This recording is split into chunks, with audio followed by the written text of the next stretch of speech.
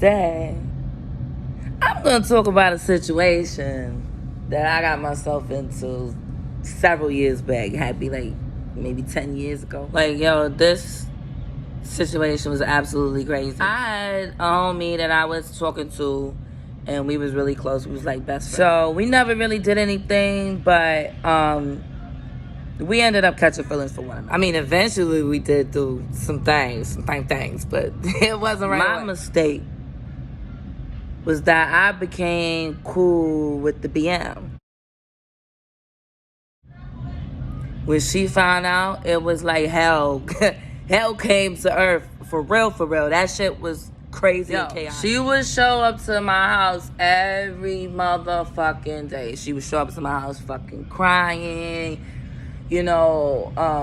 upset, whatever. I ain't gonna lie, I felt guilty. But, you know what I'm saying? It just was what it was. Now I look back, I really shouldn't have did it. But I did do it. So one particular time, she came to the crib, yo. She came to the crib. She was booing and crying, right? Now, back then, I smoked a little weed. So I was high, whatever. And I heard banging on the door. I opened the door. She come in.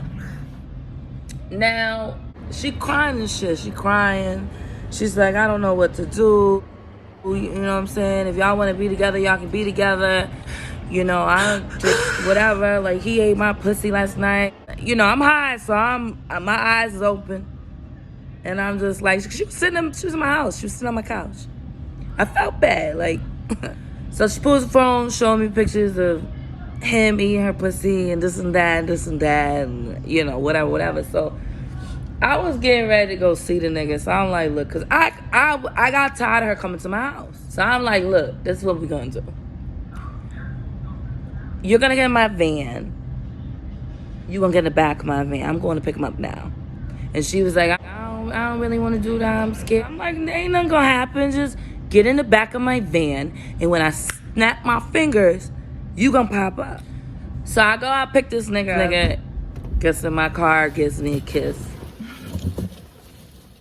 Now, mind you, I know this bitch is in the back of my van. So I'm like, yo, I'm trying to play it off. I'm smiling. He's smiling because I'm smiling. We all just fucking smiling. She in the back, Lord knows, but she just ear hustling. So we get driving. We pull out, drive down the road for like maybe 5 minutes. We get to a red light. I snap my fingers. This bitch pops up. This nigga, no lie, this nigga looks at me, looks behind him, and jumps out the motherfucking van. I'm like, oh, shit. This nigga skated. This nigga he had his bike in the car, grabbed his bike and started driving to his place of business. So she's like, turn around. Go, follow him. So I'm following him down the street and shit. I'm driving. And mind you, I don't even want to be in the motherfucking car. I didn't even want to be in a situation, but I put myself in that situation because I dealt with him knowing who she was and how she acts and then, whatever. It was just a bad deal. We get to his place of business. This nigga is inside the building and he got his phone out, right? It's dark in his building. Me and her are at the door. She's yelling, fuck you, this, that, and the third. This nigga smiling, got his fucking camera out. All you see is the camera and the fucking light flash. I knew he was taking a fucking video. So I'm trying to calm her down. I'm like, yo, chill, just come on, let's go. And them niggas is arguing. He's calling her name, she's calling him. The shit was just wild. So she gets in my car, back in my van, and whatever, I drive her back to my crib, because that's where her car was parked, whatever. And we squashed that shit. The next fucking day, I get a phone call.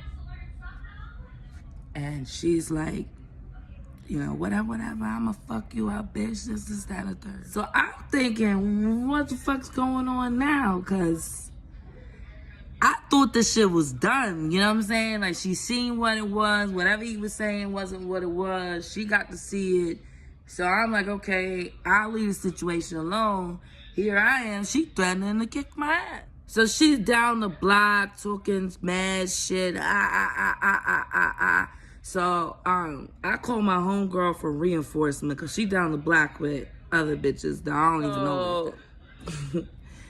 My homegirl comes in the crib, and so we cool around. And I'm like, yo, you want a problem? Like, you come over here, we can squash it. Like, you can come in, we talk, whatever. She wouldn't come through. I know why she wouldn't come in. So I met her over there, and she popping shit. She calling me homework, all kinds of bullshit, right? So check it. I'm like, yo, let's take a walk. I mean, I don't do the audience shit. So I'm like, yo, let's go take a walk. You know what I'm saying? If the shit get the thumping, we get the thumping. If not, then we just hash it out because I can't do this no more. Like, I already had you in my van against all I motherfucking believe in, right? For you to come to some type of healing, to know that this is what it was. I told you I'm not dealing with the dude no more. Whatever. She backed the fuck out. Backed out. Completely. She won't fight. She won't do nothing. I walked away with her. Now, I thought that was the end of that. No. This bitch proceeds to go around telling everybody that me, was standing outside her house with a wig harassing her. Then she takes it to Facebook, man. This is what's worse. This is when I knew my life was over. I swear to God, my life was over. She fucking tagged me in this nigga and made a whole Facebook post. I think like 1,000 motherfuckers was commenting on that shit. I cannot lie. There was like 1,000 niggas comments that called me a homewrecker, all kinds of shit. I really felt my world was falling apart. I was hot. I was fucking hot. And the funny shit is niggas was believing this shit. Like, niggas was believing that I was sitting out at her house harassing her. Like, literally just sitting like I ain't had nothing to do. Like, I ain't having no job. But eventually, shit died down. And niggas started seeing her for who she really was. Because I really didn't, you know what I'm saying? Like, I did what I did, but I ain't really fuck with nobody like that. I wasn't no troublemaker or, you know what I'm saying? You know what I'm saying? I did what the fuck I did and minded my business. But I'll tell you what. Never again. That was one lesson learned. I learned from that shit. I ain't gonna lie, I learned from that shit. This bitch really would sit up there and fucking cry, like literally cry to people and like make them believe that I was harassing her, and the whole time she was coming to my crib. She was harassing me like literally every fucking day. Every day I had to deal with this shit. Every day. Well, once that shit died down, man, I was like, I was the happiest bitch on the planet. Yo, I tell you, this shit is crazy. Moral of the story is if you have a best friend and y'all care about each other like that, don't be cool with the BM.